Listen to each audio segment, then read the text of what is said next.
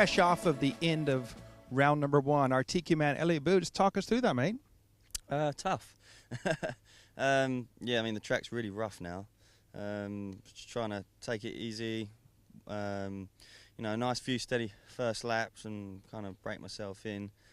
I mean, it's very random, the track at the moment. You know, you think you're doing the same line and then the car will blow off the track. So you need quite a bit of luck out there at the minute, I think.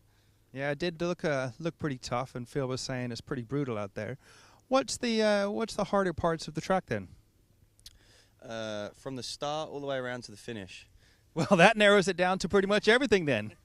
Yeah, because obviously it's quite a big track. Like your peripheral vision's quite out, so you think you're on a certain line. You think the track's really narrow, but when you walk it, you know there is space for you to travel. But it's just trying to find that line. So I mean, I've run out here. We've come out to try to catch you first, obviously, while your run was fresh in your mind, and you're actually doing a track walk now to try to find some better lines.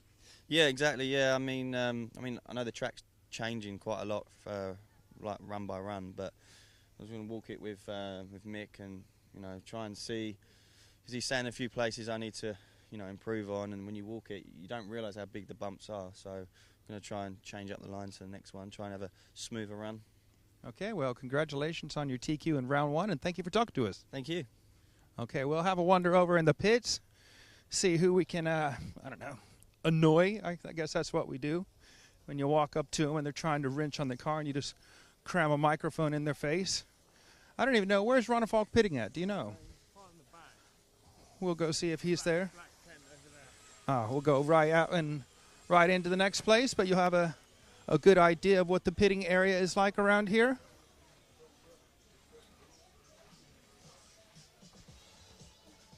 It's been a bit tough over here, I'm guessing. Yeah. Okay, perfect.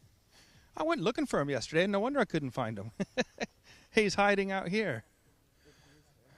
Well, we'll poke our head in and see. We'll just sneak up on him. He won't even know what's coming. He's texting his girlfriend to tell him how much he loves her. And we just come up and say, "Hi, Mr. Ronald Falk. How was that for you?" It was exciting, I would say. No, but it was pretty good in the end. I finished second, 1 second behind Elliot. So I had on the first lap, I think it was, I spun out on the top here, on the top left corner.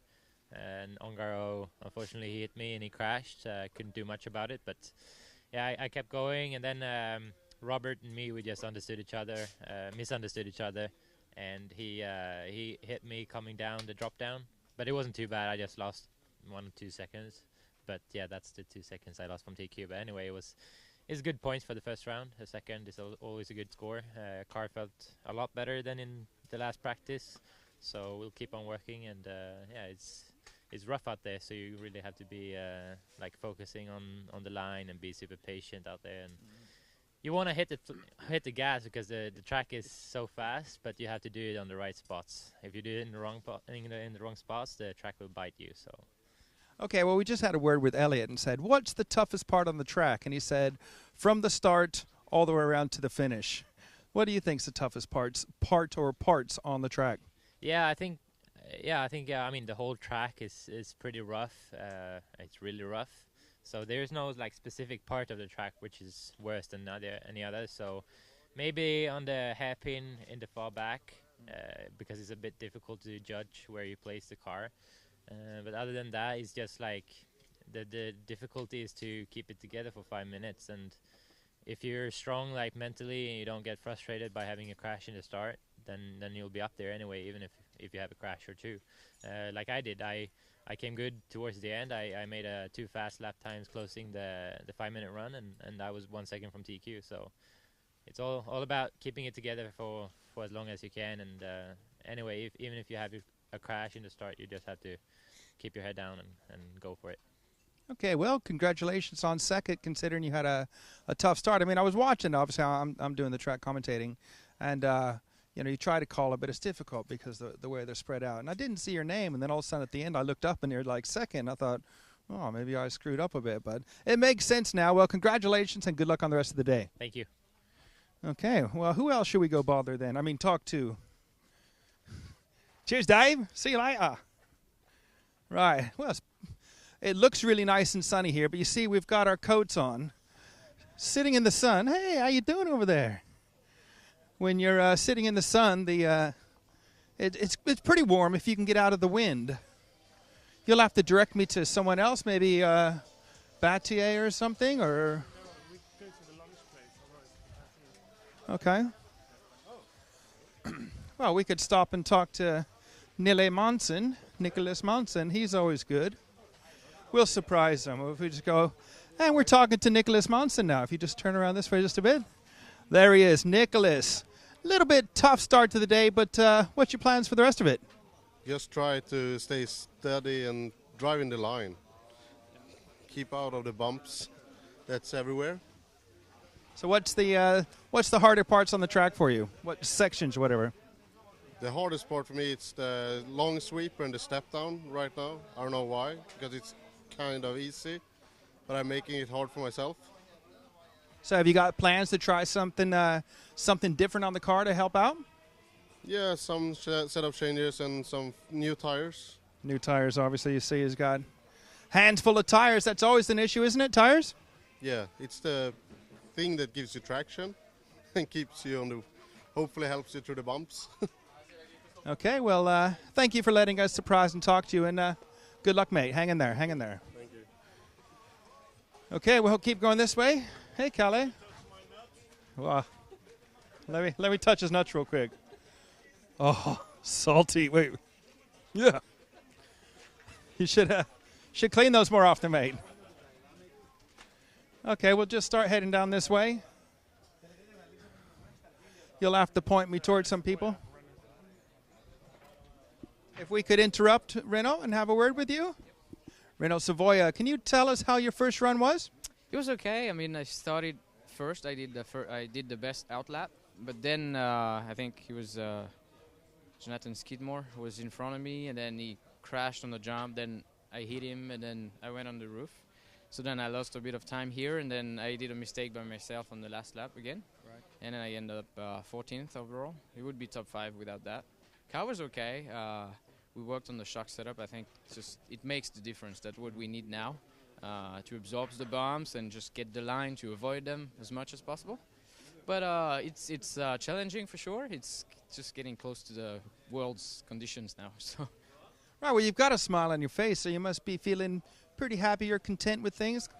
For sure. 14th place is not what I'm expecting, for sure. But without the mistake that I did, not the 2 mistakes, just one, counting one would be still top 5, so I'm still happy. And what areas on the track are you finding particularly tough? I think the middle section with the loop, just there is getting bumpy. They fixed it last night, but it's getting rough again. And before the pavement also, you have to get the perfect line, because on some sections of the track, it's so far away, you can't really know where the car is on the track, if it's inside, outside, so it's just, you have to just go blind and then see how it goes. Oh, I know. I struggle to see from up where I'm sitting, definitely. But, you know, you showed some good pace. You seem in a good place within yourself, and you're going to go out there and smash it up then. Yeah, we hope so. Okay, well, good luck with the rest of the day. Thanks. Renault Savoia there. We'll start wandering around. We're just going to see who we can pick up. I'll keep talking as long as Phil wants to film. Phil, film. There's a little bit of play on words there, isn't it? I'll keep talking as long as Phil wants to film. Doesn't get any better than that. Yeah, we'll have a look at the on-road track here, which is just on the opposite side of the rostrum of the off-road track. Oh, I'll go behind you. Hey. Oh, there's loads of them over here. We can embarrass them catching them with ketchup all over their face and dribbling down their shirt and stuff.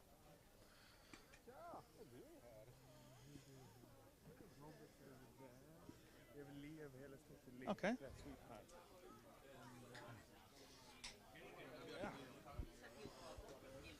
Let's see if we can interrupt and just slide in here. I know, but it's the only time we get a bit of silence. So sorry to interrupt your lunch lead. How's your day going? Yeah, I'm eating now, so that's good.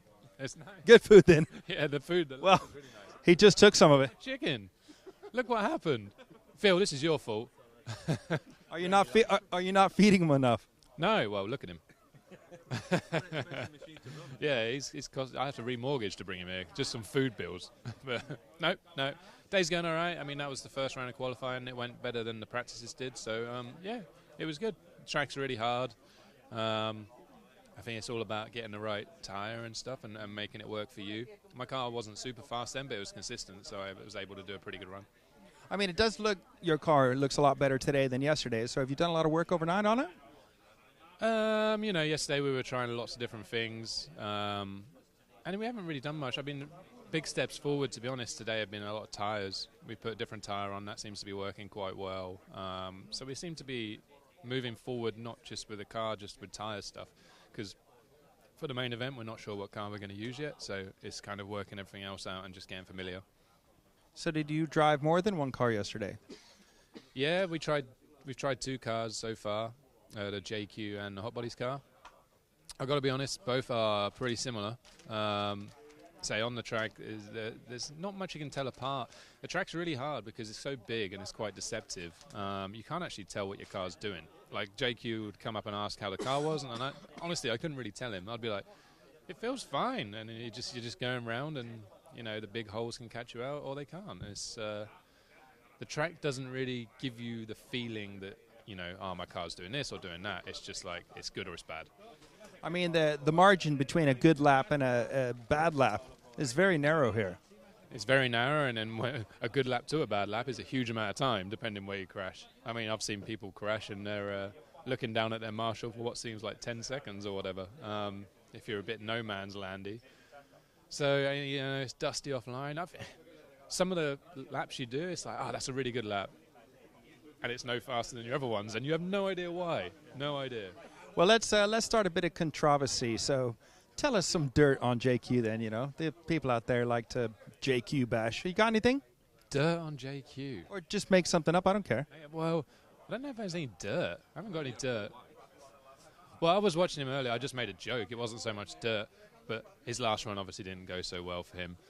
And he was walking the track after, and I said, I don't know why he's walking the track. He knows where all the bumps are. He just hit them all. So that was my joke. Did he laugh, though? I didn't tell him yet. I'm going to tell him later. It's coming up, so yeah. We just sat here watching out the window, and Nile's dad's a bad impression on me. So that's his name, by the way, Nile's dad. Yeah, that's all that matters.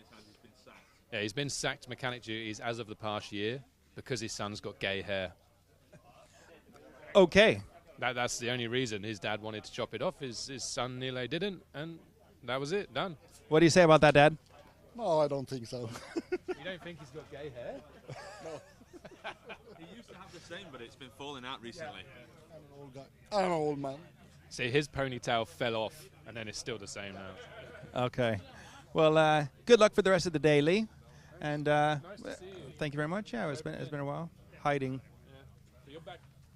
Yeah. I don't know what you call home now, but you're back in England now. I am back in England now. Yes. Do you like it? Yes. You can be truthful. Okay. Yes. Okay, cool. We'll see you around. Thank you for letting us interrupt your lunch. Let's go see if we can speak to Mr. Battier. We'll slide in here. Do you have time for a word? I'll sneak in here. Robert Battier, of course, ex-world champion. How's your day going, Robert? Not bad. Much better than yesterday. On e-buggy, it's super nice, easy to drive. I made TQ. For Nitro, I have some mistakes by myself. So it's so-so right now. And what was it? Mistakes you made or someone running into you? Track? No, I just made by myself. Like I take some bumps and my car just blow up. So I lost, I think 10 seconds or something. Should be more or less okay. Right. The speed is there, but I need to at least not to touch so many bumps. So are you happy with the setup and your tire choice and everything? Yeah, maybe tire choice for Nitro I have to change. But overall, it's quite okay, quite good. Okay, well, thank you for letting us interrupt your lunch, and good luck with the rest of the day. Thank you. Bye-bye. Thank you. Okay, you want to do more? Okay, well, we've bugged enough people for now. So thank you very much for giving me the opportunity to go around and cram the microphone in people's faces. And Phil will get this up online later. Ciao.